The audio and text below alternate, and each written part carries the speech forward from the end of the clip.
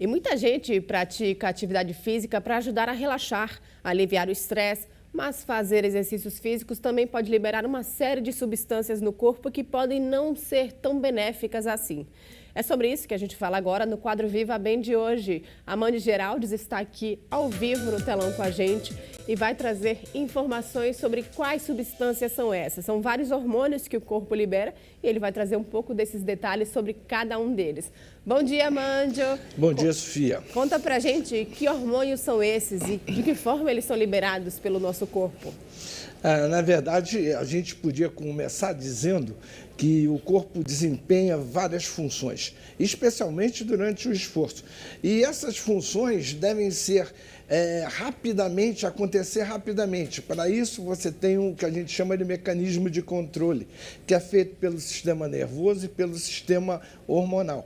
O que é o hormônio? O hormônio é uma substância que leva a mensagem para uma determinada célula e faz com que essa célula responda àquele estímulo. Então, na verdade, é como se fosse uma chave. Ela entra na célula e dispara o que aquela célula precisa fazer. Sem os hormônios não aconteceria nada, né? Os hormônios são responsáveis pela regulação da frequência cardíaca, a pressão arterial, reprodução, crescimento, desenvolvimento, liberação de energia. Em suma, os hormônios são responsáveis pelo controle, por enviar a mensagem do sistema nervoso às células e facilitar uma resposta adequada e rápida. Agora, imagina o seguinte, o corpo passa o tempo todo tentando manter o que a gente chama de homeostase, é o equilíbrio entre suas funções. Para fazer atividade física, eu preciso da glicose circulante. Mas eu também, se tiver em excesso de glicose circulante, isso é prejudicial. Então, o hormônio avisa, um hormônio avisa para liberar a glicose, outro hormônio avisa para a insulina, por exemplo, para restituir a glicose para dentro das células e assim por diante. A atividade física talvez seja além das doenças, né, uma das coisas que mais provoca a resposta metabólica e hormonal no corpo humano. Amandio, que hormônios são liberados durante a prática de atividades físicas? Na verdade, todos os hormônios funcionam o tempo inteiro, é um mecanismo de feedback. Está presente, tudo bem. Não está presente, aumenta a dosagem, diminui a dosagem. Isso funciona o tempo todo. No caso da atividade física, que é vamos dizer assim, é um desequilíbrio grande e significativo, porque você exige mais coisas, mais disponibilidade energética para fazer atividade, contrair a musculatura, são muitos hormônios. Na verdade, são quase todos, porque é um mecanismo de feedback, um controla o outro. Mas os principais, eu diria, são a adrenalina, a noradrenalina, que fazem com que o teu corpo esteja apto e preparado para a atividade física. É o que a gente chama de hormônios do ataque ou da fuga. É aquela coisa que, de repente, as suas pupilas aumentam, a frequência cardíaca acelera, a glicose é liberado, o triglicerídeo é liberado para que eu me prepare. Então, são a adrenalina, a noradrenalina, a insulina, o glucagon, o cortisol, são muitos. O cortisol, por exemplo, o hormônio do estresse. Então, esses hormônios trabalham um equilibrando o outro. Quando existe excesso, você libera um hormônio para que esse excesso seja diluído. Quando existe falta, você libera outro hormônio para que a coisa que está faltando seja disponibilizada. Talvez a atividade física seja o estímulo ou o principal estímulo para a produção de hormônios no corpo humano. Amandio, você falou aí sobre o cortisol, o hormônio do estresse. Existem, então, alguns hormônios que fazem mal à saúde, não que fazem mal à saúde, mas que podem ser classificados como bons ou ruins para aquela pessoa que pratica atividade física? Na verdade, não existe hormônio mau ou bom, não é por aí, né? A coisa funciona da seguinte forma. Alguns hormônios sinalizam que o corpo não está equilibrado. O cortisol é um deles. O cortisol é antagônico da insulina. O cortisol favorece a liberação de glicose. O cortisol tem funções importantes, inclusive no sistema imunológico. Então, o cortisol é necessário. O problema é que as pessoas, às vezes, olham, quando tem um cortisol elevado é porque meu corpo está em catabolismo. Sim, mas catabolismo faz parte do corpo. O metabolismo é composto por anabolismo e catabolismo. Então, o anabolismo é necessário, senão não teria o catabolismo e vice-versa.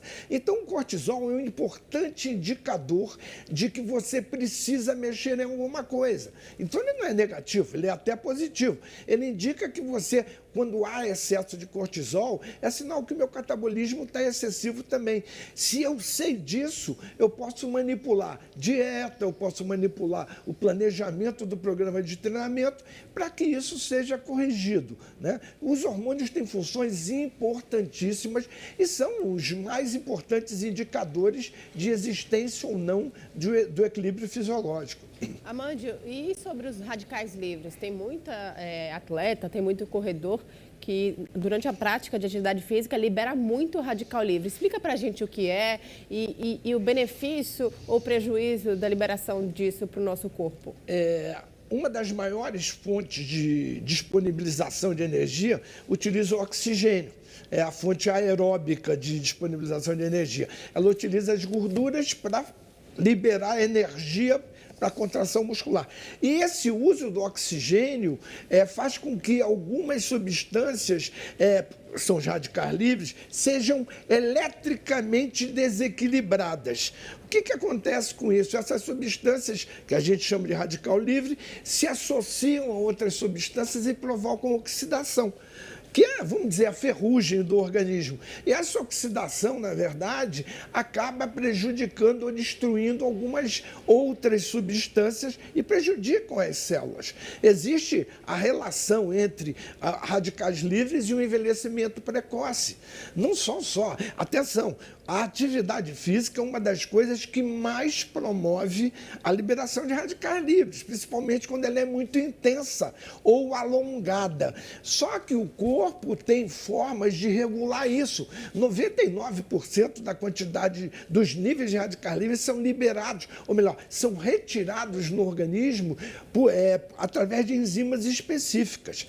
O que acontece é que durante a atividade física, que é uma das coisas que libera muito radical livre, pelo fato de usar o oxigênio como produção de energia, você tem uma quantidade maior de radicais livres, obviamente. Agora, é bom prestar atenção, porque isso é uma coisa natural, você aumentar os níveis. Você tem uma ideia, não é só atividade física, a exposição excessiva ao sol, raio-x, radiação, alimentação, tabagismo, exposição a frituras, existe N coisas, a pesticidas, existem N coisas que promovem uma produção maior de radicais livres. E qual a relação, por exemplo, entre os radicais livres e a prática de atividades físicas com relação aos riscos, por exemplo, Amandio? Sim. Olha só, é óbvio que é esperado que a atividade física promova a liberação de radicais livres. Só que acontece uma coisa interessante, é como se fosse o veneno da cobra e o soro, né? A exposição controlada ao veneno faz com que o teu corpo adquira, digamos assim, aprenda formas de controlar aquilo. É o que acontece com a atividade física. Você libera radicais livres, a gerenciamento do estímulo, do esforço, faz com que você produza um pouco, ensine o seu corpo a equilibrar esse tipo de coisa. Isso funciona para tudo na atividade física. A atividade física estimula a produção de hormônios que o teu corpo aprende a controlar. Ou seja, você passa a ser mais eficiente no controle dessas coisas. Isso é que é importante com relação à atividade física. A tua frequência cardíaca aprende a responder mais rápido e mais adequadamente. A tua pressão arterial cai porque eu dei estímulo para ela subir e, consequentemente, o meu organismo se adapta a isso. Então, a presença de radicais livres é normal. O que não é normal é a presença presença de excessivos níveis durante muito tempo. Aí há que se corrigir alguma coisa. Por exemplo, Amanda, numa sessão de crossfit ou de musculação com uma intensidade um pouco mais pesada, nosso corpo entra em catabolismo, né? Até que ponto isso é prejudicial ou não, ou é benéfico para o nosso corpo? Tem como a gente fazer essa comparação?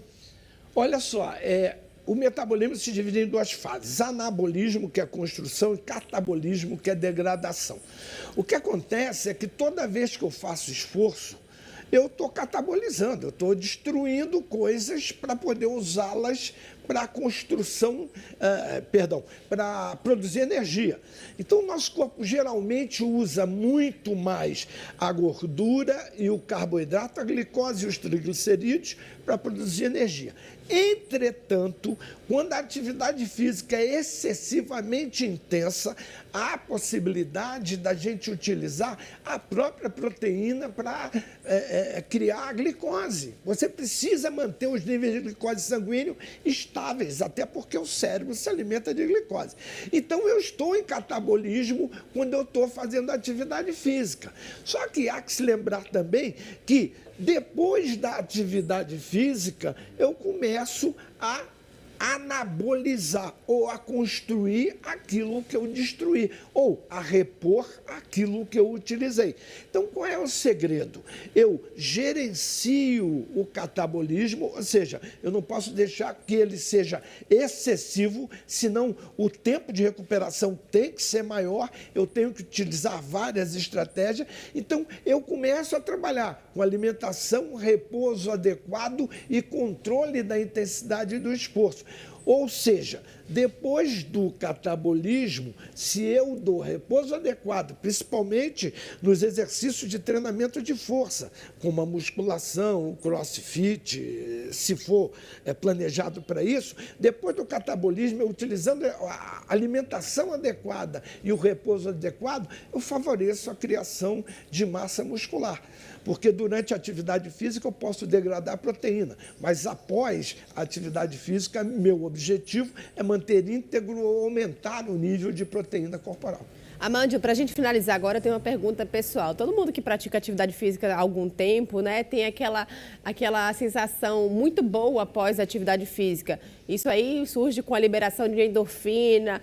Para as pessoas que correm, por exemplo, a que horas que a endorfina gera aquele barato, aquela sensação boa, hein? Não, olha só. As endorfinas, a serotonina, inclusive, produzem sensação de bem-estar ou favorecem a prática de atividade física. Só que elas começam a ser liberadas imediatamente após o início da atividade física. Só que para essa história do barato da corrida, é uma coisa que acontece para pessoas que treinam bastante ou há muito tempo, porque elas conseguem manter por mais tempo o nível de atividade física e a produção da própria endorfina. Então, quando a atividade física é leve, é moderada, todo mundo pode sentir esse prazer. Quando a atividade física é forte, só sente esse prazer, na verdade, quem está acostumado a treinar. Essas substâncias são liberadas o tempo inteiro em diferentes níveis, a depender do tipo de atividade física. O que é importante é a prática de atividade física. Por quê? Porque é ela quem estimula a produção ou favorece uma produção maior e mais adequada dessas substâncias. Valeu, Amanda. Obrigada pelos detalhes. Vou dar uma treinada a mais, então, né? Para poder sentir esse barato da corrida. Valeu, até a próxima. Bom dia, valeu. Bom dia a todos.